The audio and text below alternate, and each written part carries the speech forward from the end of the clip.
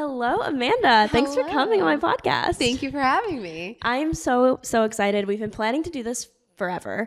I feel like for It's like my 2 fault. years. I know. No. I think our schedule's just like we're both Yeah. very busy. We both travel a lot, so Yeah. it just didn't line up. But I am so excited to have you on because whenever people ask me like, who do you admire? Who do you, admire in business? Like you're one of the first people that comes to mind. Aw. Just because like you've built such successful brands and you are like not afraid to express your femininity, which I don't think is that common in the startup world. Yeah. I think it's like one or the other. Like you're, building a brand and that's kind of like your only focus and only passion in life, or you're an influencer and you're like, life is your brand. Right. But the two don't really merge. And I've always felt conflicted with Struggle with that. that, yeah. Yeah. Cause like I want to show both sides of me or like Yeah. all sides of me. Yeah. I definitely, the way I think about it is that I have all of these different characters inside of me. It's like a movie, and each character is its own person with their own goals. And it's okay that they don't combine. Like, I think where we feel all of this like tension is that we feel like we have to merge all of our different versions of ourselves into one. My persona when I'm working is like a little bit more masculine. I'm way more assertive and aggressive. But with my partner or as I'm dating, I'm like a golden retriever. I am just so soft. And like with my kids, I'm super maternal. And the thing that I always share with people is that that's such a superpower, and where we feel burnout is when we feel the tension between those starting to like step on one another.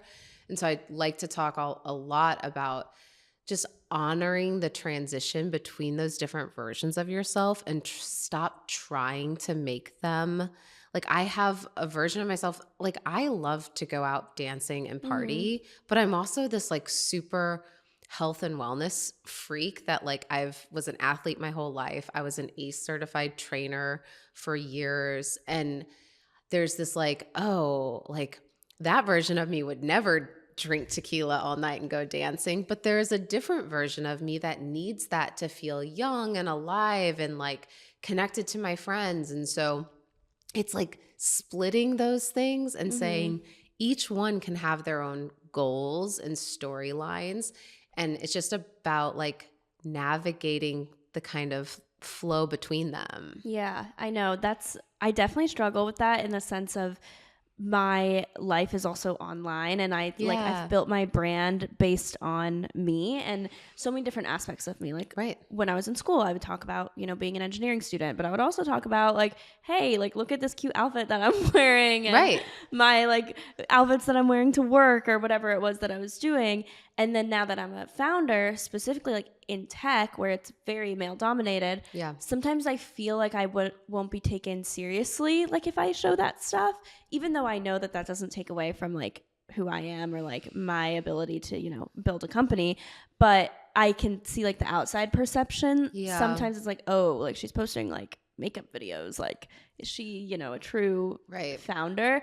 And so it's more of like I get so conflicted with like the outside perception versus just like what I like as a whole. So I love that you showcase that online and like within yourself, because like it definitely, I notice it and like it helps to see how successful you've been and how like you don't care about that. Well, so then anytime you're feeling that way about yourself, you have to remember that you're doing that for someone else. Yeah. You're doing that for the person who's studying engineering who also wants to post like cute outfit pics or do whatever. Like I feel the same way. Like I'm 38, like I have 3 kids.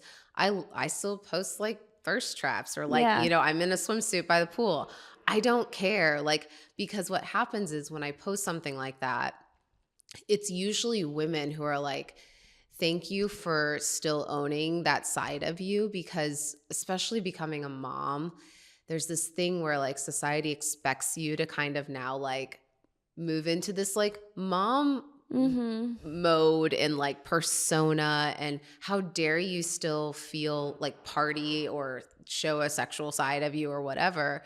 But when I do that, I hear from other people that they're like, thank you for showing me that I can still own all these parts of myself. And so you're doing that for someone else. Yeah, no, that's so true. And I've gotten comments like that too. Yeah. So I know it's definitely just like what the expectation is. And you just have to break that mold and like look a little different. Right. It takes someone breaking it for us to actually break it. Yeah. Like that's what like being first to do some of this stuff, like if you zoom out and think about the last 20 years and even the generation that raised us, like they had to break some molds, and we had to kind of swing this pendulum, like this whole girl boss thing. Yeah. And like we had to swing it so far this way to break through.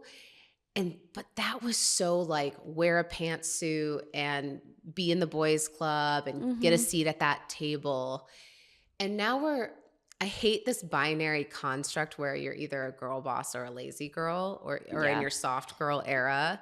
Like I just detest that, because like we have to find, like that's what these like prescribed ways of living in these neat boxes are, what get us to feeling like shit and guilty and shame. And so we have to just continue to find alignment with ourselves, because as you get older, I say this as someone like nearing 40, like the happiest you can feel and like the most peace I feel is when I just do whatever the fuck I want to do, and I stop listening to those like voices. And as a founder, like my last startup raised 2.6 million from very notable investors, while posting like lingerie photos, because it was a sexual health and wellness company. And I remember like going into meetings, and it's like,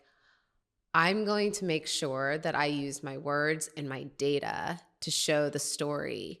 And if that person like is feeling a certain way because of my Instagram, that's their stuff. Yeah. And I don't own that. I don't take that on. And you don't want them anyways. No, exactly. Yeah. And you will find, you just have to have this kind of like attraction mentality of like, you will attract the right people to support you as a founder, your company, and you want those people. You don't want the other people that don't get it. Yeah, no, I totally agree. And I'm definitely like that when I go into meetings. And, you know, I always think like if they don't understand what we're doing or they don't believe in what we're doing and I have to like beg and convince, like I'm not doing that to anyone. Like I'm not begging. I'm not trying to convince anyone. Like if you don't want to invest or you don't want to be a part of this, then okay. Like, well, you know your audience better than anyone because you've lived that life. Right. So like for you, the story is so natural. Right, right. And I want to go back to like way before, you know, you started your companies and before like who you are today. You grew up in a really small town, right? I did. Okay, like where 800 was it? people. Yeah. Oh my gosh. It's Wyoming, Illinois. Yes, it's 2 states. Like, okay. It's very confusing. Wait, is the city Wyoming in Illinois? Okay. Yeah. Yeah. So it's one of those, so it's about an hour north of Peoria, like 30 miles north of Peoria, Illinois. If people don't know where that is, it's like 3 hours south of Chicago. Okay. But basically, it's like the middle of the cornfields.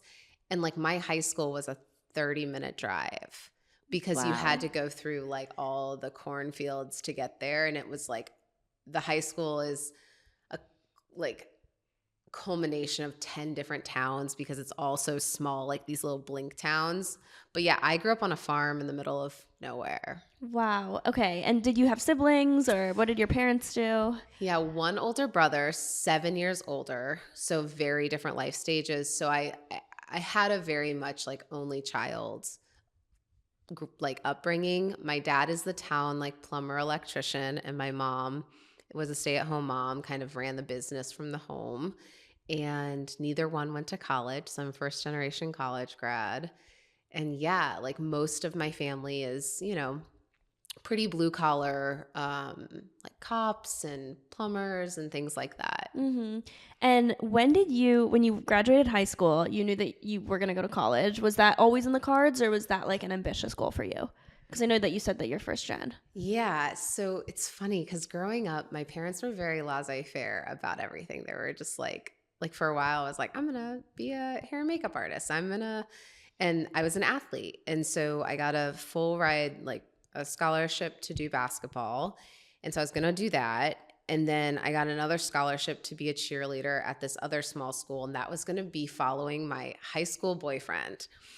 And I had a guidance counselor who sat me down and literally said, if you do not pursue an academic career, because in high school, I had a office in the high school because school was very easy for me.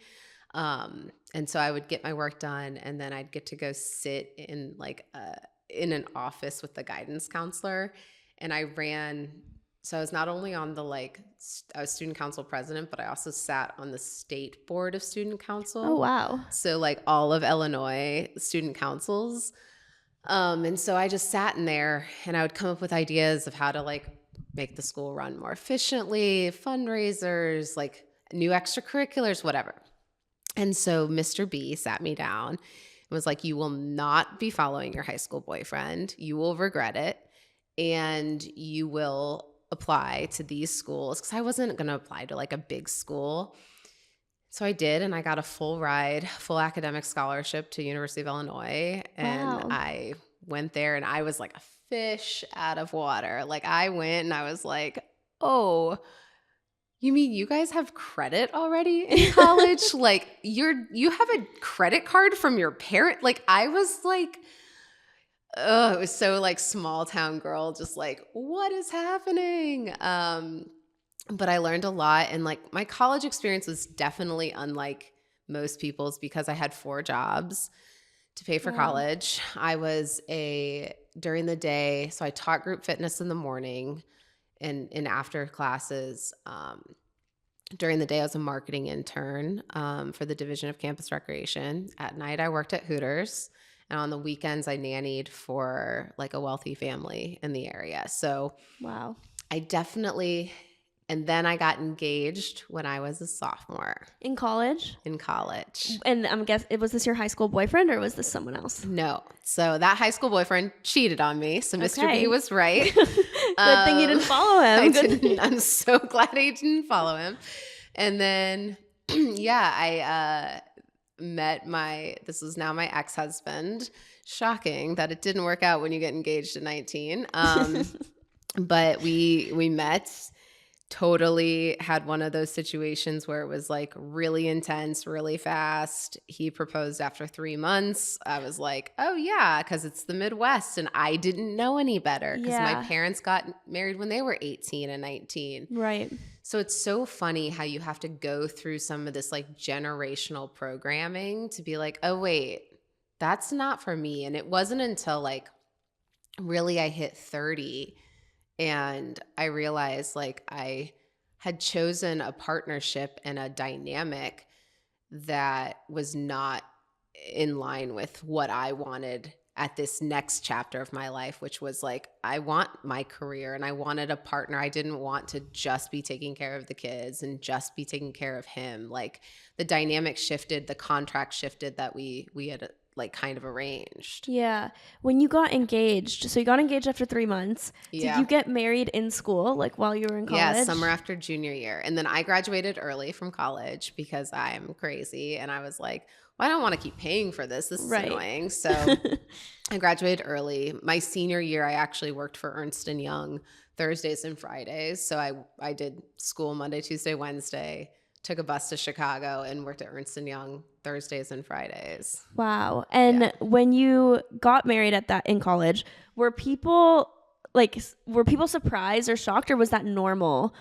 In the Midwest and, because today, I don't know anyone that got married in school. No. I mean, it was still a little unheard of, but in the Midwest and the South, people will maybe attest to this, people still go to get their MRS. Oh yeah. No, right? I went to school in North Carolina. So everyone was getting engaged the second after graduation. Yeah. So it wasn't that unheard of. Yeah. Because he was older. He was a senior when I was a sophomore. Okay. So people just cool, this is exciting. I did have to deactivate from my sorority, which was weird because you can't be engaged and live in a sorority house. That's so weird. So weird. But yeah, so got married summer after junior year and then moved to Chicago. And when did you have your first kid?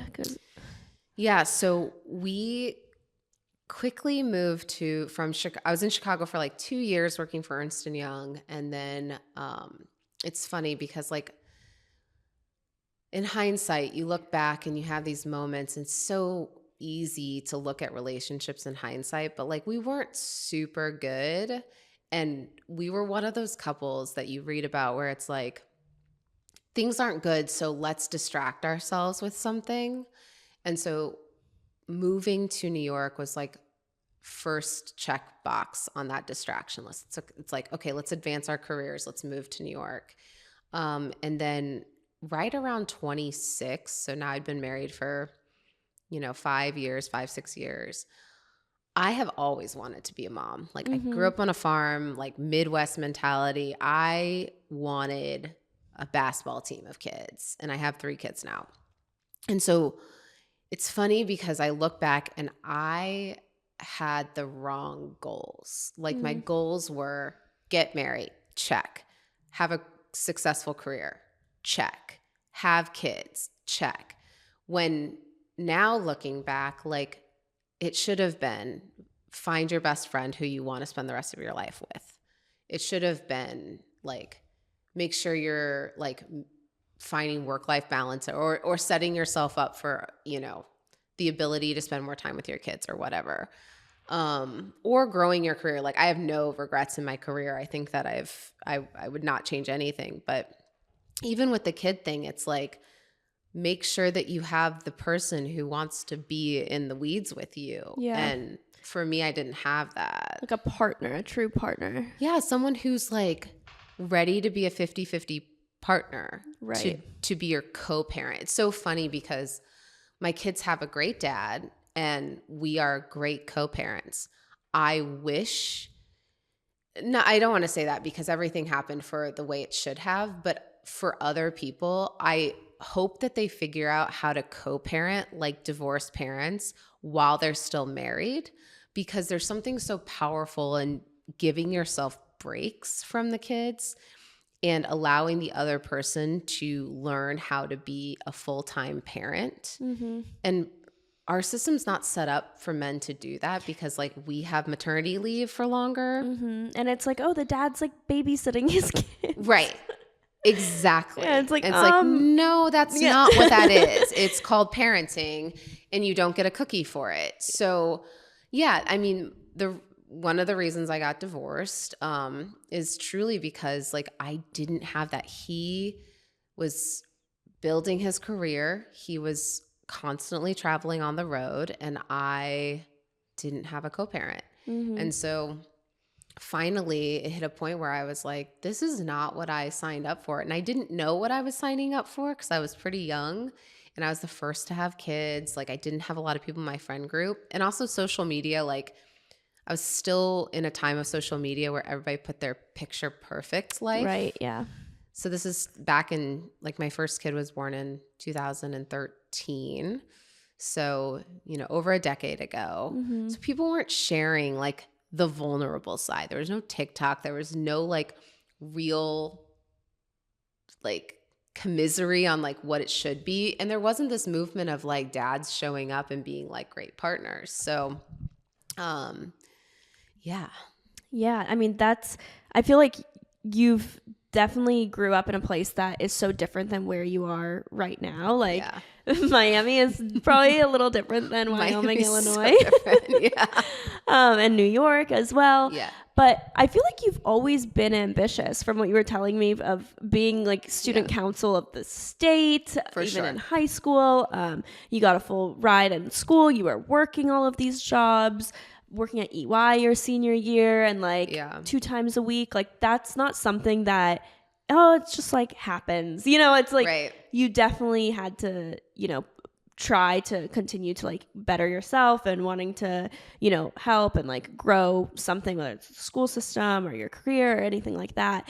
But did you when did you start focusing on your career in this, or did you think, I guess a better question would be, were you focusing on your career when you got married, in the sense of like, we're going to get married and I'm going to have my full-fledged career, you're going to have your full-fledged career, or did it progress maybe in your 20s? Like, did you think you were going to be a stay-at-home mom ever, or you always knew like that's not what you were going to do?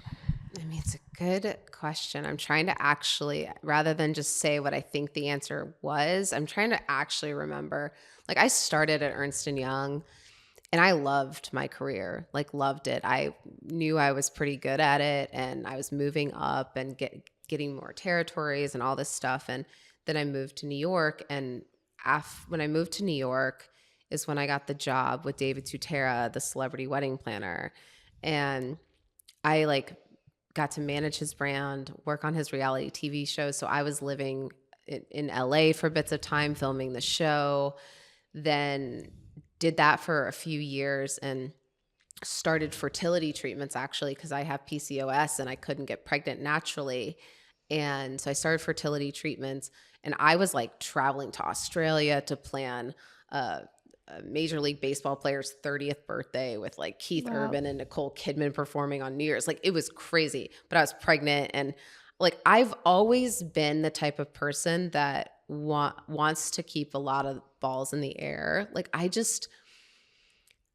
want to get the most I can out of this life. Like we have one go. And the cool thing is like I have this thing that I think of. It's called the spin cycle.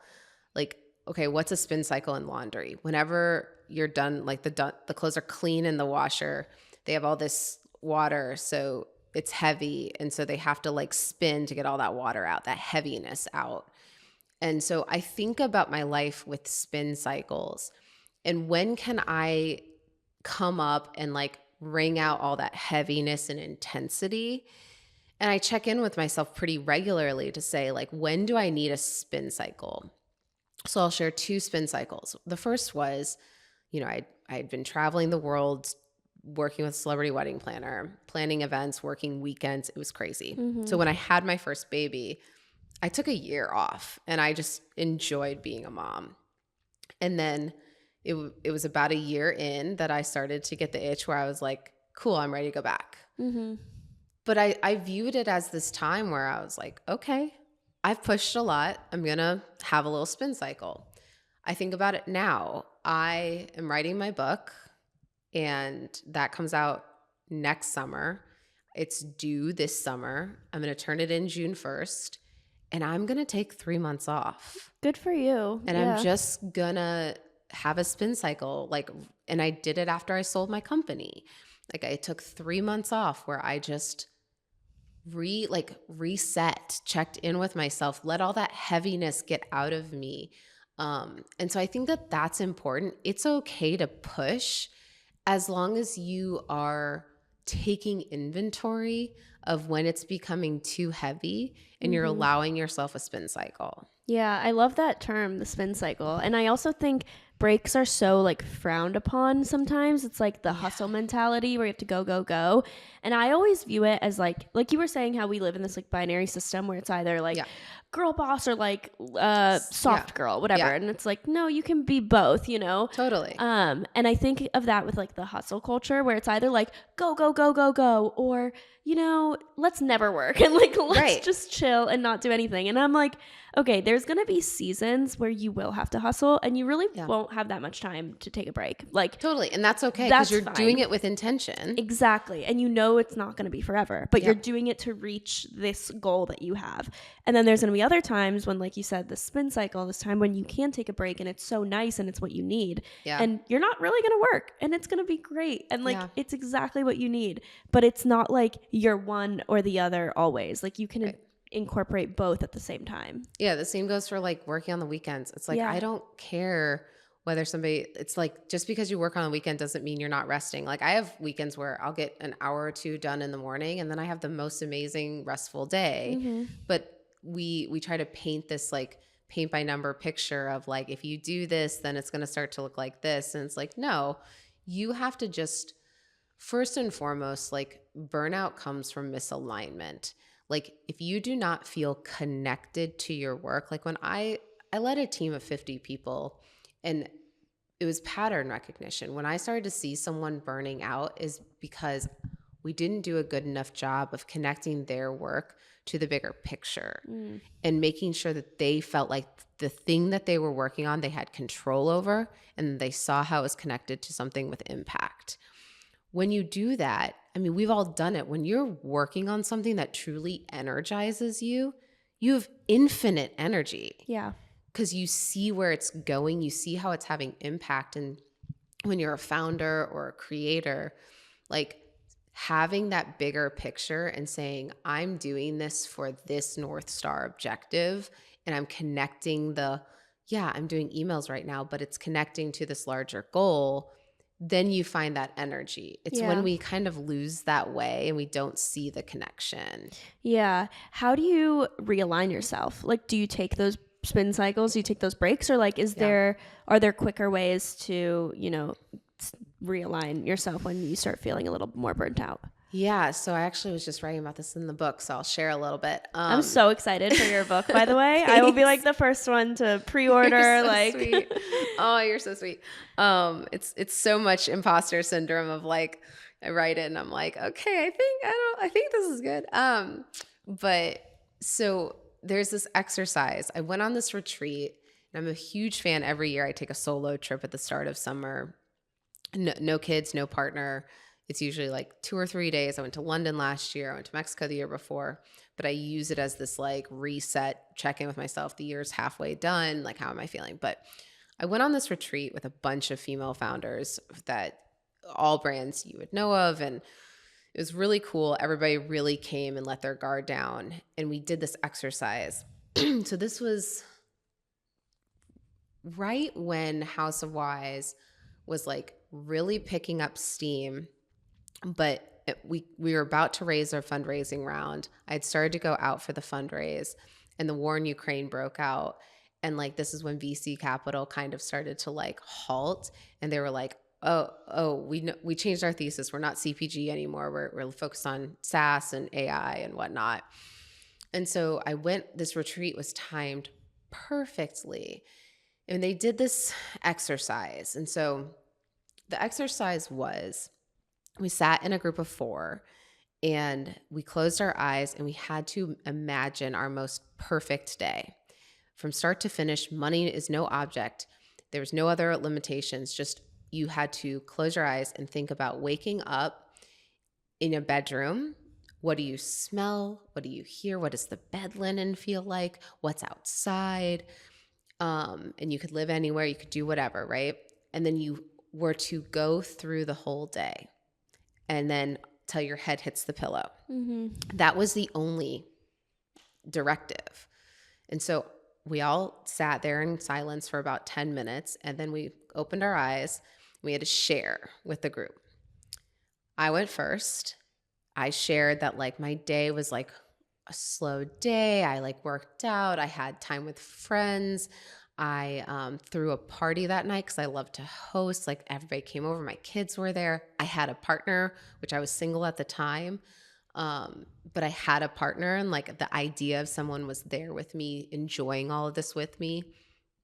And then the girl next to me went, and she owns a massive beauty brand that's in Sephora and Ulta and everywhere. And her day started, she was doing glam for the Today Show. She was going to be featured on the cover of Forbes. And it was like boom, boom, boom, boom, boom. And I remember having this moment where I felt so stupid.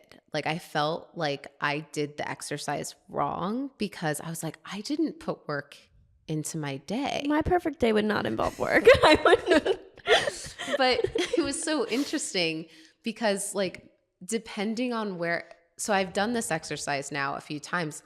Like, I did it recently, and like I now see like me on a stage in front of a bunch of women talking about stuff. And so it is coming back, but at that stage, like, that was my perfect day. And so what did that tell me? Like, I was so hungry for people. Like, I had put dating on the back burner. I had really not invested in community. I had moved to Miami, but I was so like heads down. And so I realized like, okay, maybe this current path that I'm on is not allowing me to live the full life that I want to live, or it's not getting me closer to that. So I need to make some changes. And so that allowed me to kind of like find alignment a little bit more. I like that a lot because I definitely feel that way sometimes where I'm like, I feel like I haven't prioritized my friends, or I haven't prioritized dating, or I can't even like clean my apartment. Like I'm like just like go. And then I'm like, oh, on the weekend I will. But then sometimes the weekend comes around and I'm like sucked into my phone where I'm just like scrolling on social media and like not doing anything. And I'm like mad at myself because I'm like, get up and like do something. Yeah. But that's just like all I want to do is like literally nothing. So whenever I feel that way though, I'll take maybe like the next morning and have it be more like of a leisurely morning, or a day that week I'll schedule a workout class at 9 a.m. instead of like working right away. Because I think you need you need that rest, you need that time for yourself to recharge. And I think that's so important, is that just a quick way to get into realignment is a quick day where you can recharge, even if it's the work day. Because my Monday mornings are that for me. Yeah, because sometimes I feel like the weekends I might feel like yes, you can relax on the weekends, but there's something about like taking time off when you're supposed to be working and like getting rid of that guilt that is so nice too. So one of the things that I'm a big believer in is you can't do 1,000 things in a day. Mm-hmm. And when we make these long to-do lists, they literally are designed for us to do the most urgent and least important thing. Mm-hmm. When you think about it, you write down all the things you need to do. First and foremost, just that act is like, oh, I got something done, but you actually didn't. And then the second thing is, well, what's the first thing I can do that I can like check off really fast? And so I only do 2 things a day. And I know that sounds like crazy, but I pick out 2 meaty things that I need to get done, whether it's like writing 1,000 words, writing a newsletter, filming something, whatever. 2 things a day, and I call it like my to-do list. But for me, if I get 2 things done that are meaningful work, like I can't remember which book it was, whether it's Atomic Habits or 7 Habits of Highly Effective People, but one of them said, focus on the 20% of work that gets 80% of the results. Mm-hmm. We spend so much time on work that doesn't actually matter. Mm-hmm. And I think we're in this, look, COVID was an interesting time. We had to figure out how to stay busy because it made us feel important and like we were doing something with our lives. Like time stood still. So we had to figure out like, okay, what is my next task? What is the thing I'm going to do?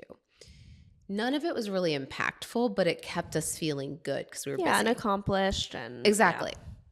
But then the world opened back up and we kept thinking we had to like schedule a bunch of stuff. And that's not the case. And so whenever I'm like coaching someone, I look at their calendar and I say, well, what are 2 things you need to get done tomorrow that would be the most impactful to your business? And they would usually say, well, I need to think of the strategy that I'm like putting off, or I need to document this thing, or I need to work on copy for this website, whatever it is, like a big meaningful thing. Okay. When are you going to do that? Because like I look at your day and you've got 20 minutes between meetings here and there. You have no time for meaningful work. And so we rearrange their calendar so that they are really, really focused on getting 2 hours of consecutive time every single day. And then for me, I only do meetings after noon to 4. Okay. Yeah, that's how I scheduled my day actually. Yeah. I only do meetings from 1 to 5. Yeah. And that way in the morning, I have my morning where I can do work. See? And I don't do it I don't take my meetings in the morning because I will then from the meetings, I'll like add a bunch of other things that I need to get done. Yeah. And then I don't do my meaningful work. But I used to have my meetings scattered throughout my calendar. Yeah. And then I had no time. Literally nothing. I would have like 30 minutes in between and like I'd maybe check my phone for 5 minutes. Scroll, and then it's just not enough to like get do into anything. Something for sure. So you've got it. Yeah, no, but I need to, I'm someone that makes like chronic to-do lists, like a big list of things. Yeah. And I'm like, okay, what are the things I can check off to feel productive? Right. So I'll do like a bunch of little things, but I need to not do that. So I picked 2 of the biggest, meatiest ones and I put them on Post-it notes. And then at the end of every day, I don't know how your tab control is, but I'm a tab like crazy person. I have a lot of tabs open on Google Chrome at all times. Mm-hmm. So at the end of the day, I pick the 2 things from the long list. I say, okay, these are the 2 things that are the most impactful things I could work on. Put them on a Post-it note. I close out of everything because also like when you're active on social media, like you also feel the need to like it's easy to kind of lie to yourself and say, well, I'm doing work because I'm responding to comments and I'm, community building. And so that is time batched for me now. Like I have a better control on that because that used to happen all day. Like I'd be walking to the bathroom and then I'm like, oh, Twitter. Yeah. But yeah, so 2 things, close out of everything else. And then when you get to your computer the next day, you only have 2 things to do. Yeah. No, I need to do that because there's definitely a lot of big projects that I push off and push off and push off. It's like total human psychology. Last week I had, I've had multiple like big projects. Haven't done any of them yet. Yeah. Like, it's literally like Eisenhower matrix. Like what's what's urgent and important versus not urgent and important. And we never do the not urgent and important stuff. Yeah. No, I need to like prioritize better. The meetings thing I think I have down, but now I need to prioritize. There you go. One step at a time. You're doing great. Yeah. I started waking up earlier also so I could have because I need a long morning routine for myself. Same.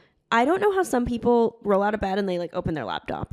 I'm like, how do you do that? I have a 30-minute window that I'm allowed to scroll TikTok. That's self-restraint though, to like only give yourself 30 minutes. I wake up at 5:30. I have this whole routine where it's like so Pavlovian. It's like my alarm goes off, my phone's across the room, so I have to get it. And now I feel bad because my partner will wake up, so I jump out of bed to go get it. That's been like a good one for me because I was a snoozer. And then I go straight downstairs, get my coffee, and then I allow myself just 30 minutes of scrolling, and when the clock hits 6, I have to go write. Because writing in the morning for me is when my head is clear, everything, no one's bothering me. That's when I can write my newsletter, write the book, whatever. Mm-hmm. That is nice though when you have those like moments of inspiration and like you can do it when like no one's awake and everyone's still asleep. Like it's my happy place. Yeah, I love getting work done. Like I like my morning routine, but like if I can start work at like 7 or like 8 before a lot of people are up, then I try to start at 8. It's so nice because I just like feel so productive for the day. I love it. And then for me, like my workout time is like 8 to 10. Okay. Because then I've already gotten my like to-dos done, got like whatever writing or my big meaty things that I need to get done. And then I can go to the gym and then I'm back at my desk by like 10:30 and I've already like had the most impactful parts of my day to my happiness, and now I can just be like, okay, what do you guys got for me? Like I can do Slack, I can do email, whatever. Yeah. So now I know we didn't touch on your like career as much in terms of like everything you've done, but you've started in 2 companies. They've both been acquired. You worked as the VP of marketing at The Knot, so which is so impressive. And weren't you like the youngest, or were you one of the youngest or the youngest? Like, youngest VP, at The Knot, or okay, that's like so impressive. It was cool because it was like I came on when it was still like primarily an editorial company. It was just the magazine, and then I came on when they hired a new CEO to take over from the founders. The founders were retiring. And the CEO came from Google. And so I got to work under him, Mike Stive, who's a brilliant CEO, and learned so much. So I was the first like consumer marketing hire. So I got to build out the team. I learned so much. Like that was my equivalent of an MBA, like to learn under him. He brought in like amazing product people. I started the product marketing org. My CMO came from like like so many amazing brands. So yeah, it was a really cool experience. So how old were you when you first, or not when you first started, but when you became the VP of marketing at The Knot? So I had just found out I was pregnant with my second baby. So I was 28. 29. Okay. Yeah. So I'm 27 right now, turning Yeah. 28 in April. So, and I mean, even though I'm like the founder of a startup, I'm still Yeah. like, I cannot imagine being the VP of a company like that. Like that's so impressive and so Thank cool. you. And at this point, you were still married because you just had your first kid, right? Yeah. So we separated when I was 32. So I had baby number 3, who was a total pleasant surprise. And had him when I was 30. Okay. Did you feel like when you were like building your career, working your way up, did you always think that you would stay in corporate, or did you think that you were going to go off and start another startup? Because this was after your first startup, right? Yeah, my first startup was in the wedding space. So I worked for the celebrity wedding planner. Then I launched a tech company for the wedding space. Did a accelerator program in New York City. It was really when New York City tech scene was just like heating up and everybody was helping everyone. It was so freaking cool. I'm still friends with so many people from that era of my life because we all just like really bonded. And then I went to the Knot. And then, so to answer your question, like I have never like ever had this prescribed version of life once I figured out like, oh, I can't treat this as a check the box activity. So I never said like, oh, I'm going to go to a big company, then a small company, and then a big company. I just kept chasing energy. And if something was giving me energy, so the wedding startup happened because I sat on a nonprofit board with a serial entrepreneur who was wanting to start something in the wedding space. He knew I knew the wedding space from my celebrity wedding planning days. And I really liked it. I really liked what he was thinking about. I was like, this is an opportunity for me to learn how to manage a backlog, manage engineers, like build something from scratch. That seems really cool. And it gave me a ton of energy. Okay, so I did that. And then that led me to a female pitch night one night where the founder of the Knot was on the panel. And the company was not, we couldn't raise capital because I was the first time female founder. Like it was very tech focused. We needed a lot of capital to build out. But so anyway, she invited me to coffee the next day. She was like, hey, think that you should come on, kind of lead go-to-market strategy for this new thing we're doing. And I was like, yeah, that sounds amazing. Like I've been in this industry now for years, like, and it gave me a lot of energy. Then what happened was COVID hit. I'm now going through my divorce. My divorce took about 3 years. And I had been thinking about this problem, which was I'm not a huge drinker. And when I was going through my divorce, I realized that the stress was impacting me in a way that I've never experienced. Like I can handle a lot. Like I 4 jobs in college. Like I can handle a lot. This is the first time that stress affected me physically. And that was manifesting in anxiety attacks and like really struggling to like stay focused. And I had a lot of brain fog. And like wine was really the only solution that like people celebrated with like mommy TikTok and mommy Instagram. Like it's like, oh, you're stressed, grab a bottle of wine. Yeah. And I realized like just direct A/B testing. If I drank wine the next day, my anxiety attacks would like be harder to manage. It's actually like horrible to drink alcohol if you're stressed. Horrible. Yeah. And so, and it affects your sleep. Like there's so much. And so I started to try CBD, and this is still when CBD was still fairly new. People didn't know if it was like going to get you high or what it was. And I started to use CBD products and I realized, holy shit, there's no good products on the market. Like truly, some would give me bloodshot eyes and make me feel stoned. Some would make me feel nothing. Some would make me extremely tired, even though that was not the like thing that they said on the label. So when COVID hit, I saw my friends drinking more alcohol than I'd ever seen. And I had been toying with this idea of starting a CBD business and kind of more just like as a passion side project of like, oh, it's like I'll have a fun little brand onto the side. And then one day I had been talking with a VC friend and I was like, yeah, I think I want to start this. And I pitched it to him. I was like, low alcohol movement. I see the tailwind coming. Like people are going to start to realize that alcohol is not great for you. And he was like, can I write you a $500K check? Wow. And I was like, oh. I'm like, yes, I think so. Yes. So I followed that and I went to my boss and I was like, listen, I'm going to do this nights and weekends, but I'm going to start this. I'm going to go all in. So then I started working on the formulations and whatnot. And then when we got closer and I needed to really spend more time, but again, I had 3 kids. I was now divorced. So I needed to make money, have health insurance, all those like staple things. Yeah. And so I started doing fractional CMO work. So I started going to different startups and doing like 3-month contracts. And then once we raised the $2 million round, I went full time. But like to anybody thinking about doing a business in that path, it's like, don't let somebody tell you that you have to do it one way. Yeah. You have to do what's best for you. And like at the end of the day, being a founder is this like martyr complex of like, no, I'm going to live this like ramen lifestyle. It's like, well, when you have kids, You can't.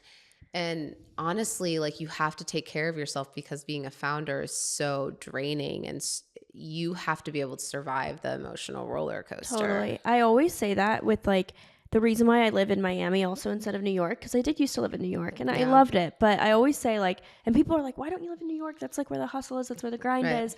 And I'm like, I know I can do my business anywhere. And my mental health is so much better here, being in warm weather, being by the beach, I have better friends here. My community is here.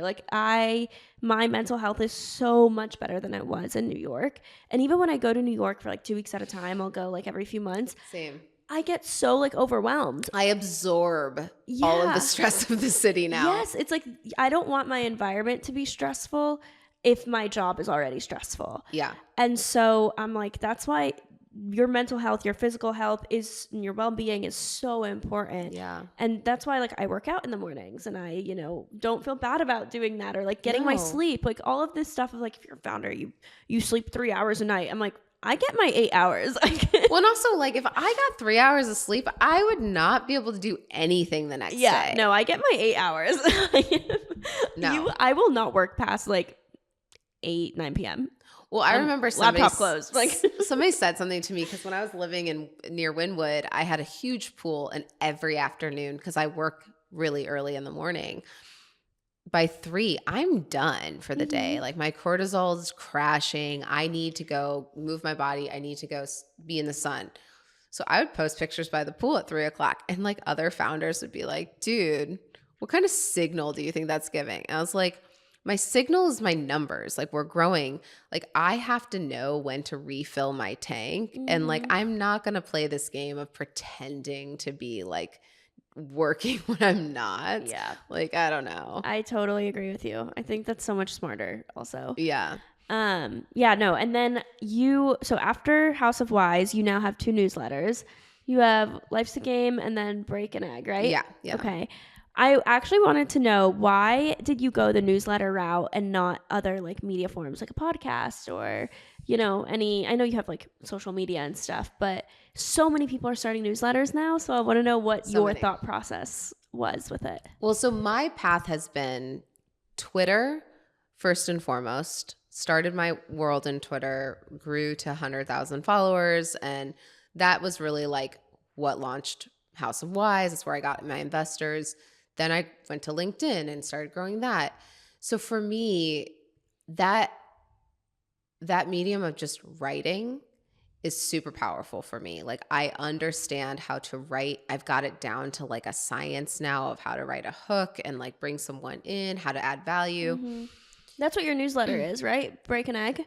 So, one of them. So Life's a Game was the first one I started, and that was on the backs of just really helping people with like personal and professional growth. All these things that we're talking about, which is like how to optimize your day and live in alignment with the life you want. But Break an Egg, I started with Jack Appleby, who's a good friend. We met on Twitter. We have been doing life together for 3 years, one of my best friends. And he and we just were like, there's like 420,000 people that have been laid off in the past 6 months. Like it's something crazy and it's continuing to happen. And all of my CMO jobs, every job that I've had over the past couple of years that's been like consulting or CMO, whatever, has been inbound because they see me talk about how to build brands, how to build community. So many people wait to build community when they need community. They wait to build a personal brand when they need it. And then it's built out of fear and like necessity instead of abundance and like value. And so we wanted people to get ahead of that. And so we just created a newsletter that gives you a prompt a day to show up on LinkedIn, to start building that cadence of showing your expertise, your value, so that when it's time for you to either say, I want to leave this job, go find another job, or in the unfortunate scenario that you lose your job, you have a safety net. You have this like luck surface area that you've expanded by touching more people along the way and not asking for anything in return. I love that, because I think I'm going to sign up for it, because I am really trying to grow my LinkedIn presence. I'm like really bad at Twitter and stuff, but I think on LinkedIn, I'm trying to grow it because, like you said, I mean, I have a personal brand on Instagram and of course YouTube, my podcast. You have all the channels that I do not touch. Yeah, exactly.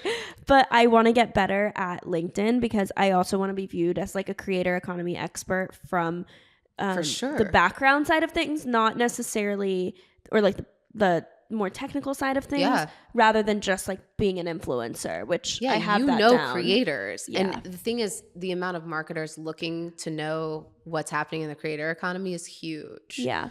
Yeah. So I'm going to definitely sign up for it. Well, it's like whenever I consult with a brand on where they should start with their social media, I first ask them like, what are your strengths? What do you have? What resources do you have?